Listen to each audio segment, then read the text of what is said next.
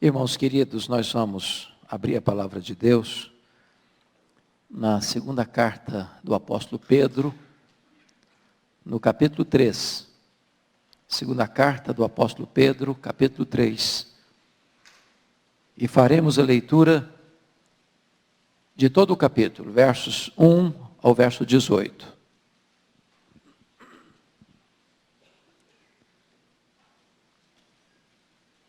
Segunda carta de Pedro, capítulo 3, 1 a 18.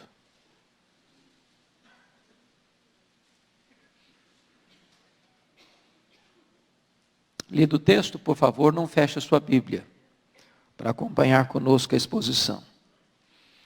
Amados, esta é agora a segunda epístola que vos escrevo.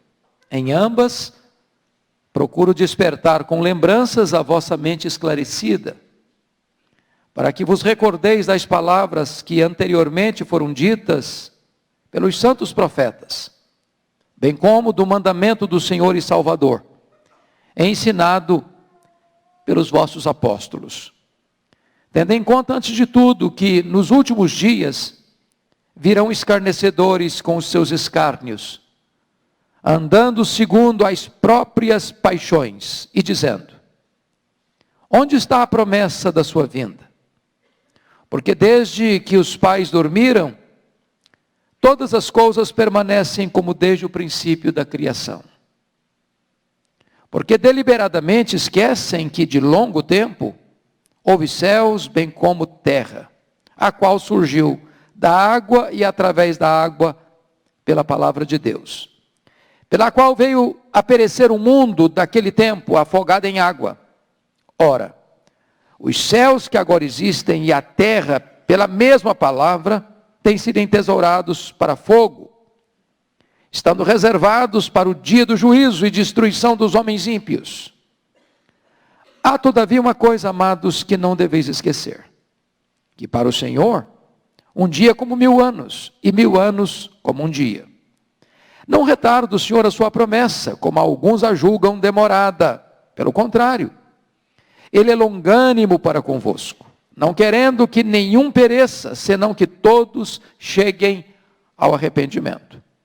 Virá, entretanto, como ladrão o dia do Senhor, no qual os céus passarão com estrepitoso estrondo, e os elementos se desfarão abrasados. Também a terra e as obras que nela existem serão atingidas. Visto que todas essas coisas hão de ser assim desfeitas, deveis ser tais como os que vivem em santo procedimento e piedade, esperando e apressando a vinda do dia de Deus, por causa do qual os céus incendiados serão desfeitos, e os elementos abrasados se derreterão. Nós, porém, segundo a sua promessa, esperamos novos céus e nova terra, nos quais habita a justiça.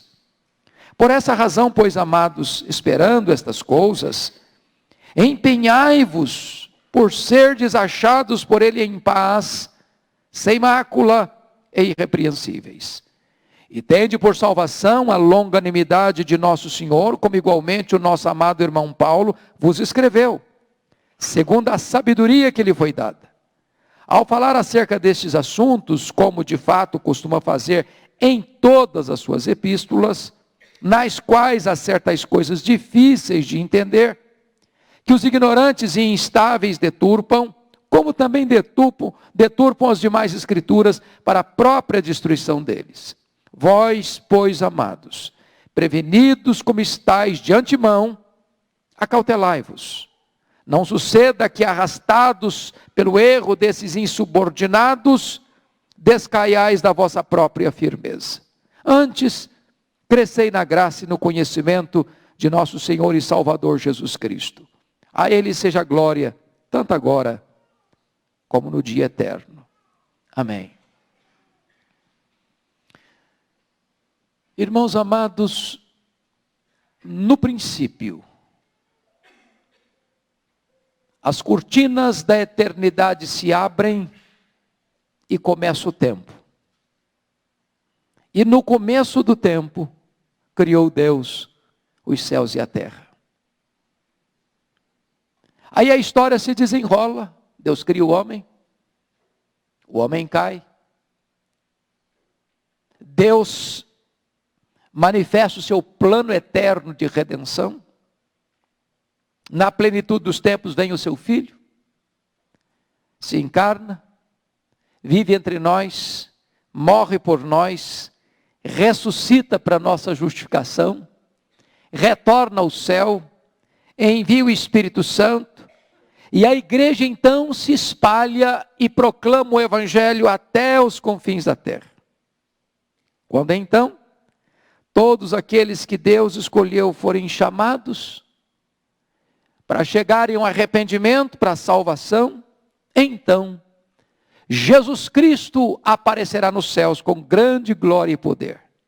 E então será o fim, quando ele julgar as nações, destinando os salvos para a bem-aventurança eterna e os réprobos e ímpios para a condenação eterna. Então fecha-se a cortina do tempo e abre-se a cortina da eternidade, onde nós estaremos para sempre e sempre com o Senhor. É sobre esta verdade magna da segunda vinda de Cristo que o apóstolo Pedro vai tratar conosco neste capítulo.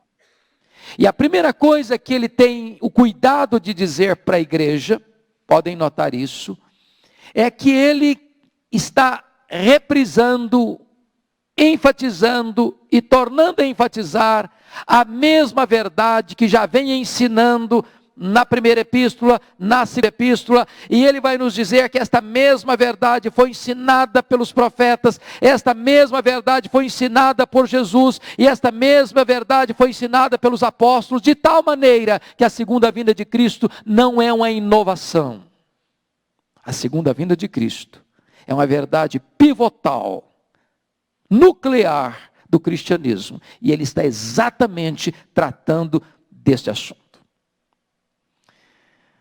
É importante entender para nós que a Escritura toda, desde os profetas, passando por Jesus, passando pelos apóstolos, trata deste ponto central da Escritura, que é a volta gloriosa do Senhor Jesus.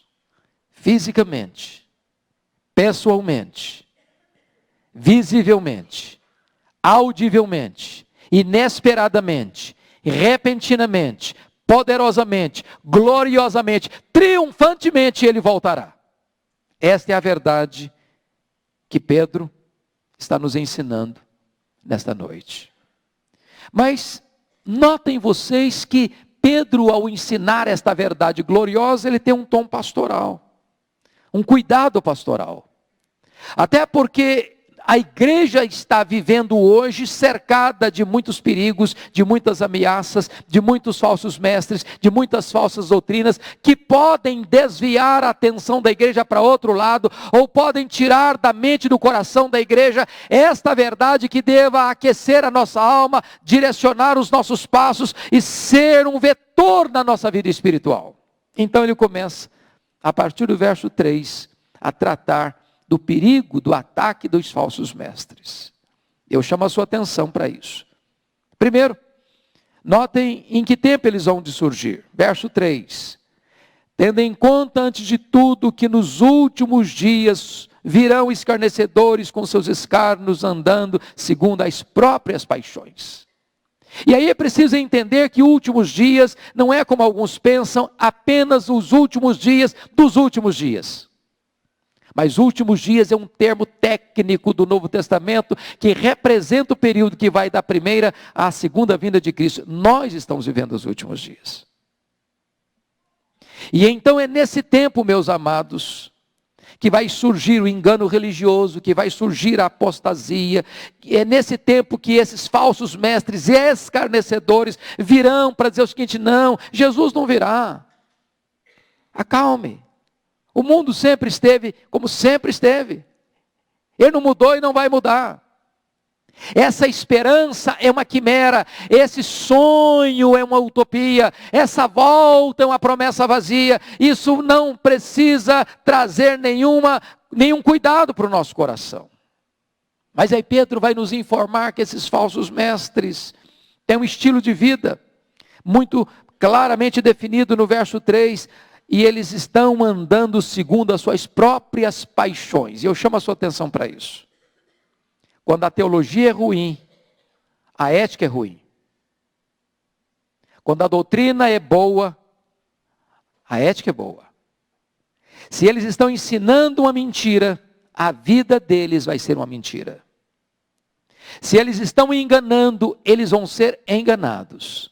E por isso eles andam segundo as suas paixões. E aí você vai notar qual é o ensino desses falsos mestres. Veja o verso 4 comigo. Eles andam dizendo assim: onde está a promessa da sua vinda? Eles colocam em dúvida. Note que o diabo que está por trás das falsas doutrinas e dos falsos mestres, é o padroeiro dos falsos mestres, é o mestre dos falsos mestres. Ele sempre começa com a dúvida: é assim mesmo? Será que Jesus vai voltar mesmo? Mas onde está a promessa da sua vinda? E eles argumentam, olha você, porque desde que os pais dormiram, todas as coisas permanecem como desde o princípio da criação. Ou seja, a segunda vinda não vai acontecer. Agora eles não colocam em dúvida, eles negam, e agora eles não negam, eles zombam. E eles argumentam com um argumento falso, de que o mundo sempre foi igual, nunca mudou nada, nunca aconteceu nenhum sinal do juízo de Deus, da intervenção de Deus no mundo. E aí entra o ponto que está no versículo 5, eu chamo a sua atenção, porque deliberadamente esquecem que de longo tempo houve céus, bem como terra, a qual surgiu da água, e através da água pela palavra de Deus, pela qual veio perecer o mundo deste tempo afogado em água. Então notem vocês que o problema dos falsos mestres não é de memória. O esquecimento deles não é falta de memória. O esquecimento deles é conveniência. Conveniência. E o apóstolo Pedro então vai argumentar conosco 3 coisas importantes. Primeiro, o mundo que existe foi criado pela palavra de Deus. O mundo que existe já sofreu o juízo de Deus pelo dilúvio, segundo a palavra de Deus. Então, quando você olha para trás, tem um juízo sim. Deus destruiu esse mundo pelo dilúvio. Então, Deus já provou que quando Ele fala que vai derramar juízo, Ele derrama juízo. Mas quando você deixa de olhar para trás e olha para frente, ele diz o seguinte: pois é, agora para frente haverá um momento em que Deus vai fazer isso de novo, não mais com água, mas pelo fogo, segundo a palavra de Deus. Então o universo foi criado pela palavra de Deus, o juízo do dilúvio veio pela palavra de Deus, e o juízo final na segunda vinda de Cristo, quando o mundo será entesourado para o fogo, acontecerá também segundo a palavra de Deus. E eu chamo a sua atenção agora para a questão dessa destruição do mundo, que é o juízo de Deus no futuro. Você pode ler comigo o versículo 7, por gentileza? Vamos juntos? Ora, os céus, que agora existem, e a terra, pela mesma palavra, têm sido entesourados para fogo, estando reservados para o dia do juízo e destruição dos homens ímpios. Irmãos, essa cena que Pedro está descrevendo é uma das cenas mais dramáticas do universo. Você que gosta de assistir filmes de ficção, que fica impressionado com os filmes que retratam cenas dramáticas, apocalípticas, você, ao examinar esse texto, percebe que a mente mais arguta para criar os filmes de ficções mais arrojados não beiram, não arranham a superfície do que Pedro está dizendo aqui. O que Pedro está nos informando em 3 versículos, eu chamo a sua atenção primeiro para o 7, que diz que os céus que agora existem. Que céus? A Bíblia fala de 3 céus. Desse céu que nós enxergamos olho nu,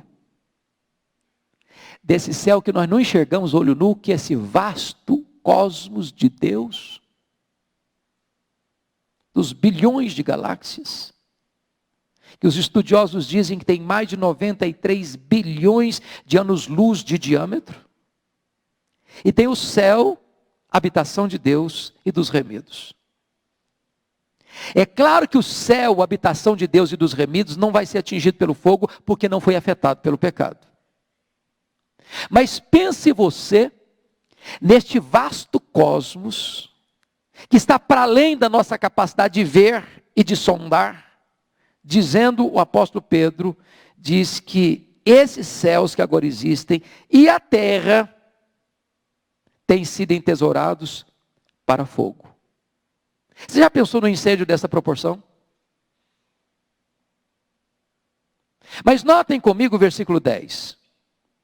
Você pode ler o 10 comigo? Virá, entretanto, como ladrão, o dia do Senhor, no qual os céus, notem céus no plural, no qual os céus passarão com estrepitoso estrondo, e os elementos se desfarão abrasados. Também a terra e as obras que nela existem serão atingidas. Chama a sua atenção para esse detalhe aqui do texto: os céus passarão com estrepitoso estrondo e os elementos se desfarão. Você percebe que o universo começa a derreter pelo fogo. Já pensou numa cena dessa? Confira o verso 12. Olha comigo o verso 12. Vamos juntos? Esperando e apressando a vinda do dia de Deus, por causa do qual os céus incendiados serão desfeitos, e os elementos abrasados se derreterão. Você já parou para imaginar essa cena? Não é de botar medo. Se você quiser ler isso com mais detalhes, Apocalipse 6, versos 12 a 17, o teto do universo começa a cair. As colunas começam a balançar como que num grande terremoto. E os homens mais poderosos, desesperados, não encontram uma saída, não encontram um buraco, não encontram uma caverna, e eles estão com medo, não da morte, eles estão querendo a morte. Porque chegou o grande dia da ira do Deus Todo-Poderoso. É essa cena, com essa gravidade, com essa contundência, é que Pedro está descrevendo para nós. É curioso que em 1985, o então presidente da União Soviética, Mikhail Gorbachev, escreve um livro chamado Perestroika.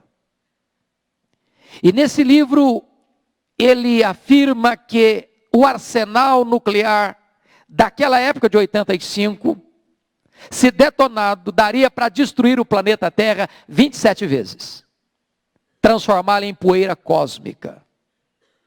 De tal maneira que pelo menos a Terra, para se desfazer abrasada, não há nem necessidade mais de uma intervenção sobrenatural, porque o próprio homem, ao apertar de botões, pode transformar o nosso planeta em poeira cósmica. Mas podem ter certeza, não será o homem que vai acionar esse gatilho. Quem vai fazê-lo é o Deus Todo-Poderoso. Mas agora, queridos, surge uma pergunta. Porque os ímpios estão dizendo: onde está a promessa da sua vinda? Ele não virá, isso é bobagem. O mundo nunca mudou, não vai mudar.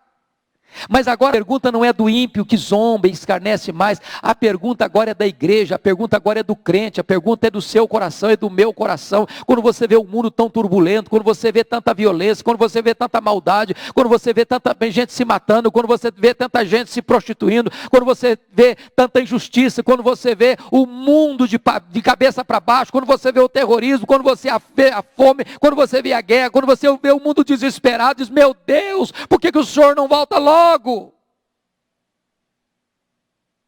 Quantos crentes dizem para mim: pastor, como eu anseio que Jesus volte, eu não aguento mais. E essa é a pergunta, notem comigo por favor o versículo 8. Há todavia uma coisa, amados, que não deveis esquecer. Que não deveis esquecer. Que para o Senhor um dia como 1000 anos, e 1000 anos como um dia. A demora da sua vinda decorre nisso, irmãos. O tempo, na perspectiva de Deus, é diferente do tempo na minha perspectiva.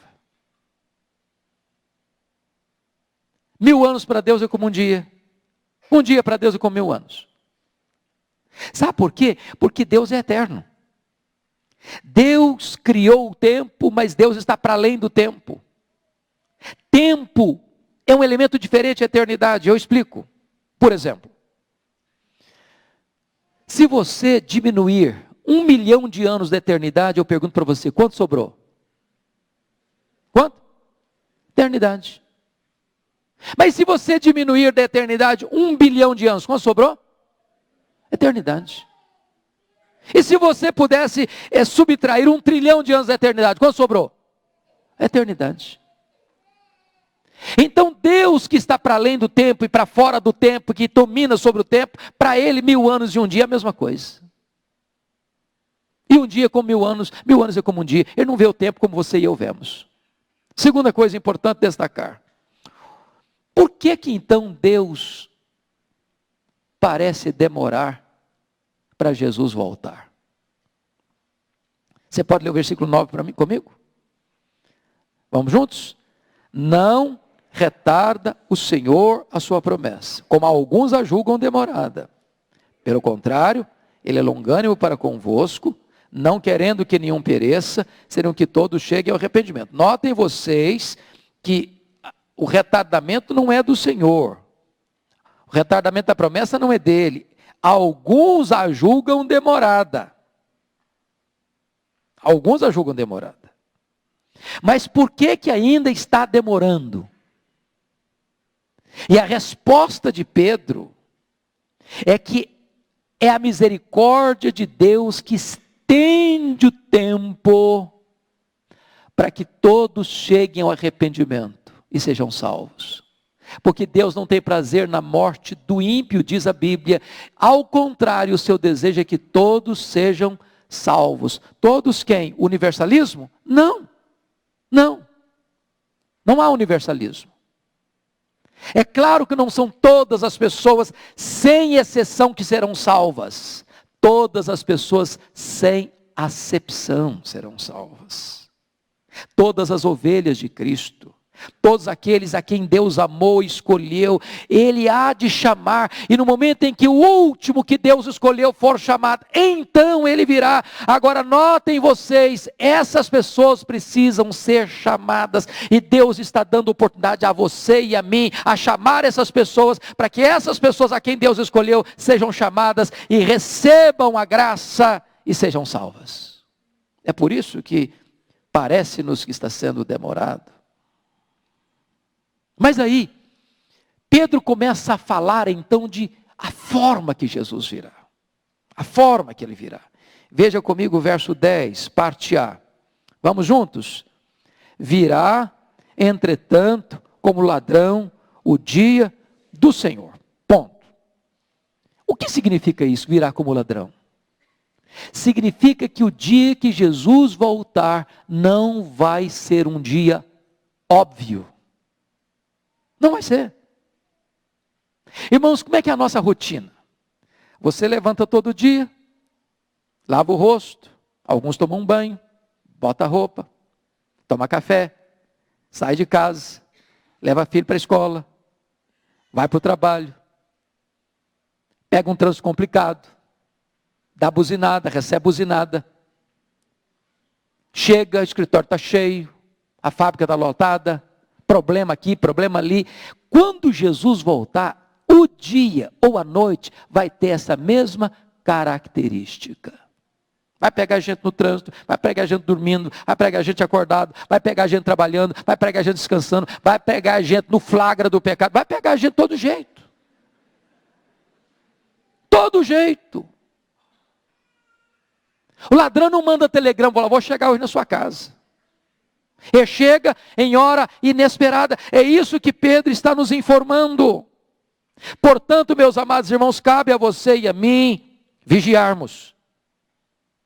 Temos azeite na nossa lâmpada. Estarmos preparados. Mas agora Pedro vai além e vai falar sobre o efeito da segunda vinda na criação. Essa parte do 10 nós já examinamos, mas meus irmãos, isso é uma coisa que precisa ser reenfatizada. Qual é o efeito dessa vinda repentina, inesperada na criação? Versículo 10, parte B. No qual, você pode contar a leitura comigo? No qual os céus passarão com estrepitoso estrondo, e os elementos se desfarão abrasados. Também a terra e as obras que nela existem serão o quê? Atingidas. Então preste atenção. Você e eu investimos na terra, é claro que investimos. Não é verdade? Nós temos um patrimônio. Construímos a nossa casa, ou alugamos uma casa. Se temos um dinheirinho de folga, nós investimos no imóvel. Mas preste atenção, se você investir aqui, como se aqui fosse a sua casa permanente, se o seu coração está aqui, se o seu tesouro está aqui, se o que é valoroso e significativo para você está aqui, se tudo que você espera e tem na vida é aquilo que você construiu aqui, saiba disso, você está entesourando para o fogo. É nesse sentido que o missionário que trabalhou com os índios aqui na América do Sul, que foi mártir entre eles, disse: não é tolo aquele que dá o que não pode reter para ganhar o que não pode perder. Quando você investe naquilo que é eterno, o fogo não destrói. Mas quando todo o seu investimento é um investimento material, em coisas materiais, apenas para esta vida, apenas para esse mundo, no dia que Jesus voltar, tudo isso vai ser atingido e não sobra nada a não ser cinza. Onde você está construindo o seu patrimônio? Jesus Cristo nos alertou: ajunte tesouro lá no céu. Porque lá nem a traça, lá nem a ferrugem, lá nem os ladrões e lá nem o fogo vai queimar. Mas notem comigo, que agora Pedro vai tratar da consumação de todas as coisas. E se todas as coisas vão ser consumadas, então algumas atitudes precisam ser tomadas. Primeiro, precisamos estar preparados. Versículo 11. Você lê comigo, por favor? Vamos juntos? Visto que todas essas coisas hão de ser assim desfeitas, deveis ser tais como os que vivem em santo procedimento e piedade. Agora notem aqui que Pedro é um pastor e um pregador. E ele está pregando o sermão dele e vai fazer a aplicação. Como o pastor Erival faz para nós aqui de vez em quando, né, pastorzão? Não tem pregação sem aplicação. Porque não adianta eu expor uma verdade e você ficar aí no seu banco perguntando: e daí, o que isso tem a ver comigo? Ok, Jesus vai voltar, ok. Mas eu não sei quando ele vai voltar. E aí, agora? E eu? O que eu faço aqui hoje? Aí Pedro está dizendo o seguinte: visto que todas essas coisas hão de ser assim desfeitas. Pedro não tem dúvida, ele sabe que todas as coisas vão ser desfeitas. Nos céus, na terra, nas coisas que foram construídas em cima da terra, vão ser desfeitas. E se vão ser desfeitas, que implicação tem isso na minha vida? Aí ele diz: deveis ser tais como os que vivem em santo procedimento e piedade. Se você crê que Jesus vai voltar e não leva Jesus a sério, você tem uma esquizofrenia teológica. Se você crê que vai ter um juízo final e você brinca com a sua vida espiritual, você é insano espiritualmente. Mas tem mais. Precisamos primeiro estar preparados. Prepara-te, ó Israel, para te encontrares com teu Deus. Aí, em vez de você ficar especulando a questão escatológica, será que dia que vai ser, como é que vai ser, etc. Em vez de você ficar aí na comissão do planejamento, talvez fosse melhor para você fazer parte do comitê de recepção. Está preparado. Segundo, precisamos aguardar a segunda vinda com exultante expectativa. Olha o verso 12, parte A. Esperando. Agora deixa eu fazer uma perguntinha, não precisa levantar a mão não. Honestamente responda isso. Você espera a volta de Jesus? Nesse mundo agitado que você vive? Estudando, trabalhando, fazendo concurso, etc. Para lá, para cá, para lá, para cá, para lá, para cá. Tem tempo para você esperar a volta de Jesus? Você pensa na volta de Jesus? Você aguarda a volta de Jesus para a sua geração?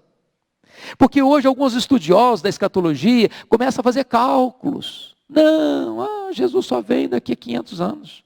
Pode ficar tranquilo, na nossa geração não vem. Pode dormir sossegado. Paulo não pensava assim, Pedro não pensava assim, os apóstolos não pensavam assim.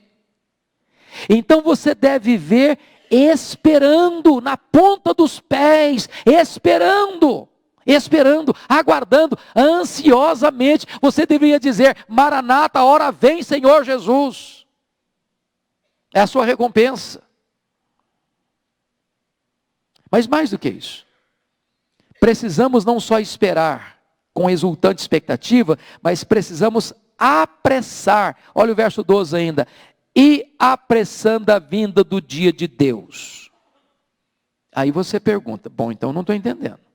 Se está tudo no controle de Deus lá em cima, como é que aqui embaixo eu posso mudar essa agenda e esse calendário? Por que é apressar uma coisa? É antecipar, não? Está marcado para o mês que vem, mas pode ser daqui a uma semana. Mas como assim eu posso apressar a vinda do dia de Deus? É que, na verdade, o próprio Jesus, no sermão lá do Monte das Oliveiras, o seu sermão profético, diz que este evangelho do reino será pregado em todo o mundo, e então virá o fim. De tal maneira que parece demorado, porque Deus está aguardando que todos cheguem ao arrependimento. É por isso que a igreja de Deus é missionária, ela tem o compromisso de levar este evangelho até os confins da terra, porque Jesus Cristo morreu para comprar com seu sangue os que procedem de toda raça, tribo, língua, povo e nação, e essas pessoas precisam ser chamadas.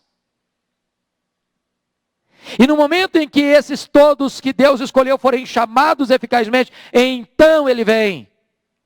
E é nesse momento que a igreja entra nessa agenda, para apressar o dia da vinda de Deus. Mas mais do que isso, nós precisamos aguardar o cumprimento da promessa da consumação. E eu chamo a sua atenção para o verso 13 e peço que você leia comigo. Vamos juntos? Nós, porém, segundo a sua promessa, esperamos novos céus e nova terra, nos quais habita a justiça. Meus irmãos, deixa eu dizer uma coisa para vocês. Pense comigo o seguinte: se eu falar para vocês assim, olha, está previsto para o futuro a cidade de São Paulo pegar fogo, todinha. Zona norte, zona sul, zona leste, zona oeste. O que você ia fazer? Ia mudar de São Paulo. Está doido. Estou desesperado, estou com medo. Estou com pânico. Porque o que ele está dizendo o seguinte no verso 12? Por causa do qual os céus incendiados serão desfeitos, os elementos abrasados se derreterão. Você está debaixo de um teto que vai derreter na sua cabeça. O que eu vou fazer? Ficar com medo, com pânico, desesperado? Desesperado deveriam ficar os ímpios. Para eles não tem saída, para eles não tem refúgio, para eles não tem caverna, para eles não tem nada que vai livrá-los da ira do Cordeiro de Deus, e não tem nada que vai livrá-los da presença do julgamento santo e justo de Deus. Mas para nós, olha aí o versículo 13, nós porém, note que o porém é adversativa, nós porém, segundo a sua promessa, esperamos o quê? Novos céus e nova terra, nos quais habita a justiça. Então a sua esperança não é o derretimento do planeta, a sua esperança não é o juízo que vai assolar e abalar o universo, a sua esperança é a chegada dos novos céus e nova terra, é a bem-aventurança eterna. É claro, irmãos, que quando a Bíblia fala novos céus e nova terra, não está falando que Deus vai destruir a terra e os céus que vão se derreter, no sentido de aniquilar. Assim como o dilúvio não aniquilou a terra. Significa que Deus vai limpar, purificar. Na linguagem de Romanos, redimir a criação do seu cativeiro. Mas nós, que estaremos com Ele, aguardamos a Ele, desejamos ardentemente que Ele volte e apressamos a vinda dEle, vamos receber naquele glorioso dia da volta de Jesus, novos céus e nova terra. E aqui eu concluo com as exortações finais do apóstolo Pedro. Primeira coisa que Pedro vai dizer é o seguinte, versículo 14. Pode ler comigo? Por essa razão, olha a finalidade. Por essa razão, pois, amados, esperando essas coisas, empenhai-vos por seres achados por ele em paz, sem mácula, repreensíveis. Você que está esperando a volta de Jesus, você que está esperando novos céus e nova terra, você que está esperando a bem-aventurança eterna, isso tem que mudar a sua vida. Então você tem que se empenhar, se esforçar, para ser achado o quê? Em paz. Então para de brigar por motivos fúteis. Para de gastar sua energia com coisas que não têm valor. Que Jesus encontre você em paz. Segundo, que Jesus encontre você sem mácula, sem mancha, sem nódoa, sem pecado, sem sujeira na sua vida. Que Jesus encontre você irrepreensível. E eu pergunto, é assim que você está vivendo? É dessa maneira que vai encontrar você? Segunda implicação e exortação prática. Aceite a verdade de Deus. Confira aí os versos 15 e 16. E aí eu acho maravilhoso, porque ele vai tratar desse assunto, de que as cartas de Paulo eram cartas canônicas, eram chamadas de escritura já no tempo de Pedro. E Pedro admite que Paulo era um homem que foi vocacionado por Deus para escrever e falar sobre coisas que eles achavam, os apóstolos achavam complexas, difíceis de entender. E é só ler Romanos para perceber que isso é fato. Mas os falsos mestres são aqueles que deturpam as escrituras para a destruição deles mesmos. Então cuidado, querido irmão, para que nessa jornada da vida até Jesus Cristo voltar, o seu coração não seja seduzido pelo ensino dos falsos mestres, que deturpam as escrituras, para que eles pereçam e levem você também a perecer. Mas finalmente, ele diz no versículo 17, eu chamo sua atenção para isso, confira aí comigo, por gentileza. Vós, pois, amados, prevenidos como estáis de antemão, acautelai-vos, não suceda que arrastados pelo erro desses insubordinados, descaiais da vossa própria firmeza. Note que começa o capítulo alertando sobre o perigo dos falsos mestres e termina o capítulo alertando sobre o perigo dos falsos mestres. No contexto da segunda vinda de Cristo. Cuidado, para que o falso ensino não enrede o seu coração e não tire os seus olhos do alvo que é Jesus Cristo. Ele termina então com o versículo 18. Dizer que longe de você ser arrastado pelo erro dos falsos mestres, você deve crescer na graça e no conhecimento de nosso Senhor Jesus Cristo.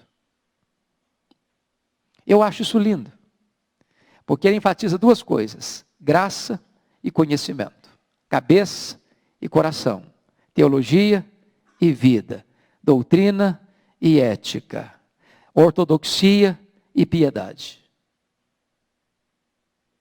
Há muitas pessoas que pensam que nós devemos crescer só em conhecimento. Estude, estude, estude, estude, estude, estude, estude, e não tem nenhum problema em estudar. Deve estudar, até um pouco mais. Mas se esse estudo não está gerando vida, quebrantamento, piedade, santidade, arrependimento, mudança de vida, se só tem luz na cabeça, mas não tem fogo no coração, este não é todo o projeto de Deus. Cresça no conhecimento, cresça na graça. E ele conclui com a doxologia, a ele seja a glória, tanto agora como no dia eterno. Você está aguardando a volta de Jesus? Você deseja a volta de Jesus? Você está preparado para a volta de Jesus? Você está apressando a volta de Jesus? Você crê nessa verdade? Que implicações essa fé, essa crença, essa confiança, essa certeza produz no seu coração? Você está vivendo em paz? Você está vivendo sem mácula? Você está vivendo de forma irrepreensível? Você tem se guardado deste mundo mau para dizer: Senhor Jesus, eu estou pronto. eu estou preparado. Todo dia eu estou aguardando, como que na ponta dos pés, ansiosamente, aquele dia que o Senhor romperá nas nuvens e virá com grande glória e poder, acompanhado do teu séquito de anjos e dos remidos. E então os mortos ouvirão a tua voz e sairão dos túmulos. Os que estiverem vivos serão transformados e arrebatados para encontrar Jesus nos ares. E assim nós estaremos para sempre com o Senhor. Feche seus olhos, por favor. Curva sua fronte.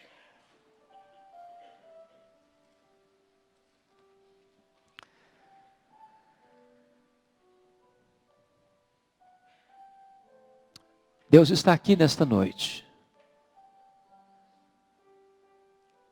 E Ele hoje quer confrontar o seu coração, porque o juízo se aproxima. Porque quando Jesus voltar, a porta se fecha. Não tem mais chance para se preparar. Não dá para comprar azeite, não dá para emprestar azeite. Não adianta parecer crente, ser filho de crente, frequentar a igreja, ter cacuete de crente, nada disso vai valer naquele dia. É preciso que você tenha tido a sua experiência verdadeira de salvação. Então hoje, agora, é um tempo de oportunidade. Que você se arrependa, que você se reconcilie com Deus, que você se volte para Deus. Para que aquele dia não pegue você de surpresa. Porque você não é filho da noite, das trevas, você é filho da luz. Você não será pego de surpresa, você está aguardando, você está esperando, você está desejando ardentemente que Jesus volte. Eu quero orar por você. Se você nesta noite quer colocar a sua vida diante de Deus, Senhor, eu quero estar preparado. Trabalhe o meu coração. Eu queria orar por você, onde você está. Se você deseja que eu faça isso, ponha-se em pé onde você está. Eu vou orar por você nesta noite. Em nome de Jesus. Pode se pôr em pé onde você está. Eu quero orar por você.